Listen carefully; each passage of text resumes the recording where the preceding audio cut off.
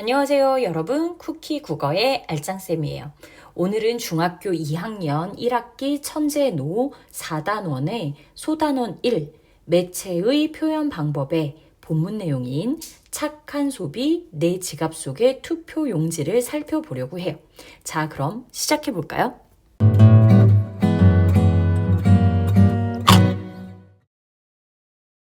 제목은 착한 소비 내 지갑 속의 투표 용지예요. 항상 글을 읽을 때 제목이 무엇을 의미하는지를 생각해 보셔야 하거든요. 일단 글 전체를 살펴본 뒤에 다시 제목의 의미를 정리하도록 할게요. 자, 본문을 한번 볼게요. 사탕, 초콜릿, 과자가 옹기종기 늘어서 있다. 메모지에 쓴 손편지도 보인다.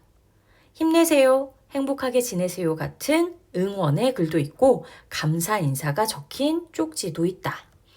자, 여기는 무언가의 모습을 자세히 나타내고 있는데요.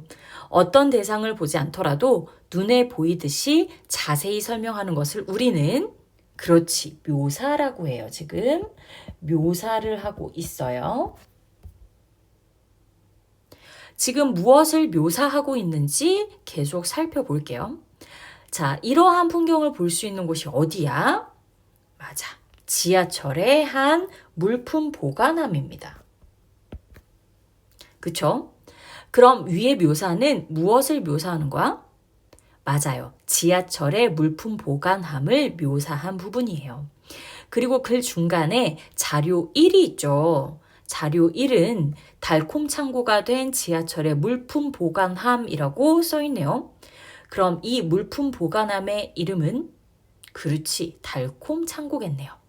자, 이 자료 1은 어떤 매체야? 그렇죠. 이건 사진입니다. 사진이죠? 사진을 글 중간에 넣으면 어떤 효과가 있을까요?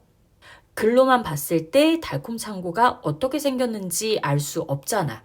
그런데 사진으로 보니까 달콤 창고의 실제 모습을 알 수가 있죠. 독자는 이 사진을 통해 달콤 창고가 어떤 건지 관심이 일단은 생겨요.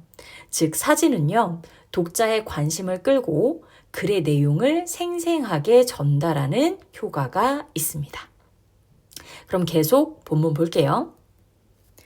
이러한 풍경을 볼 수 있는 곳은 뜻밖에도 지하철의 한 물품 보관함. 수많은 사람이 잠시 물건을 보관하는 용도로 사용하는 물품 보관함이 특별한 공간으로 변신한 것은 2015년의 일이다. 한 사회 관계망 서비스의 사용자가 서울 지하철 2호선 강남역에 물품 보관함에 초콜릿을 넣어두었으니 누구든 꺼내 먹으라는 글을 올리면서부터였다. 자, 달콤 창고는 어떻게 시작되었어? 그렇죠. 한 사회 관계망 서비스, 그러니까 우리는 SNS라고 하잖아. SNS 사용자가 강남역 물품 보관함에 초콜릿을 넣어두고 꺼내 먹으라는 글을 올리면서부터 시작이 되었네요. 자, 이 소소한 나눔에 감동한 사람들이요, 동참했대요. 그래서 달콤한 간식을 먹고 힘내라는 의미에서 달콤 창고라는 이름이 붙었대네요. 자, 그럼 이 부분을 통해서 달콤 창고라는 이름의 유래를 알 수가 있네. 그렇죠? 이름의 유래라고 적어볼까요? 네.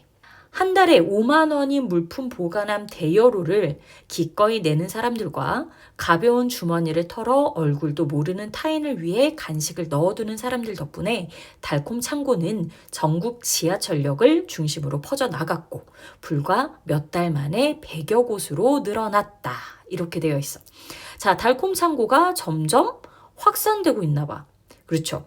자, 글 아래 보니까 자료 2도 보여요. 이건 뭐예요? 그렇지. 지도네요, 지도. 자, 이렇게 써볼게요. 자, 지도가 있습니다.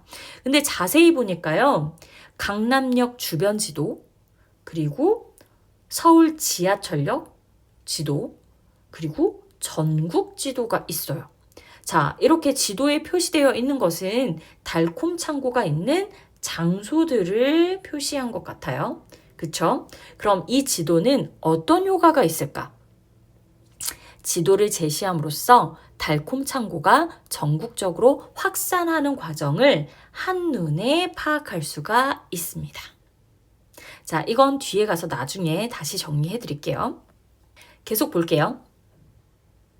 달콤 창고에 누가 간식을 가져다 놓고 가져가는지는 아무도 모르지만 이 공간을 통해 익명의 사람들이 서로를 위로하며 마음을 나누고 있었다. 어떻게 일면식도 없는 사람들끼리 살갑게 챙겨주고 따뜻한 말을 건넬 수가 있을까?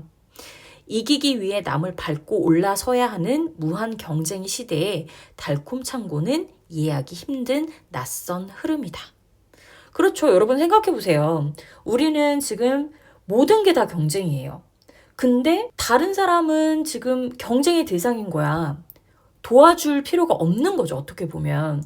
그런데 이 달콤 창고에서는 어떤 일이 벌어져요? 나 한 번도 본 적이 없는, 한 번도 얼굴을 못 봤어. 이러한 사람들에게 따뜻한 말도 건네주고요. 위로하면서 마음을 주고 있단 말이에요. 이런 일이 정말 벌어질 수가 있을까요? 되게 낯선 일이란 말이죠. 그죠? 자, 계속 볼게.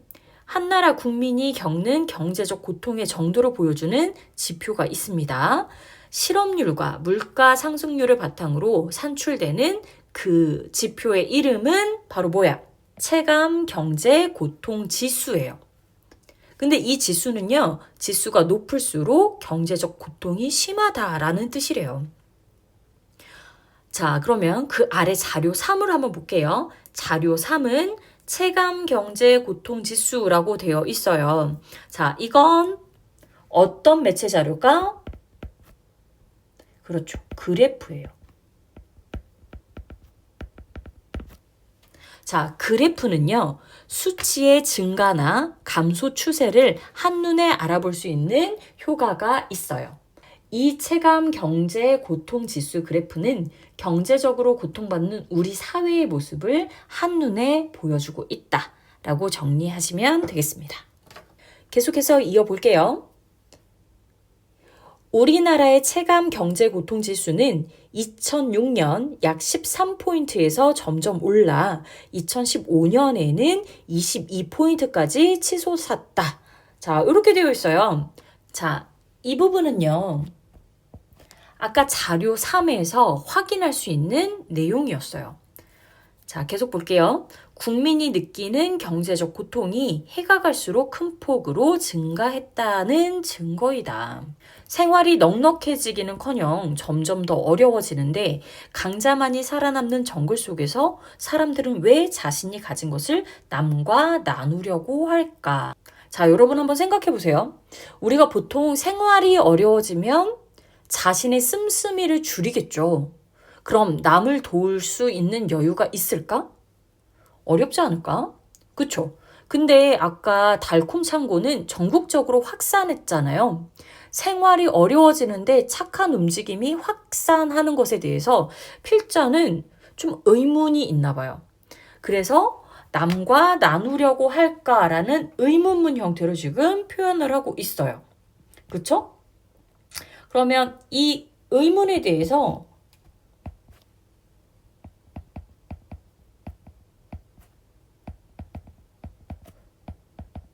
어딘가에 답이 있지 않을까요?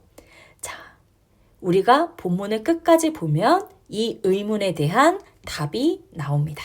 그럼 계속해서 볼게요. 확실한 것은 이러한 움직임이 몇몇 착한 사람만의 선행이 아니라는 사실이다. 지극히 평범한 사람들이 만들어내는 새로운 일상의 풍경이다. 게다가 역설적이게도 위기가 닥칠 때 사람들의 착한 움직임은 더욱 커진대요. 자, 언제 착한 움직임이 더 커진다고? 위기가 닥칠 때 사람들의 착한 움직임이 더욱 커진대. 진짜 신기하죠?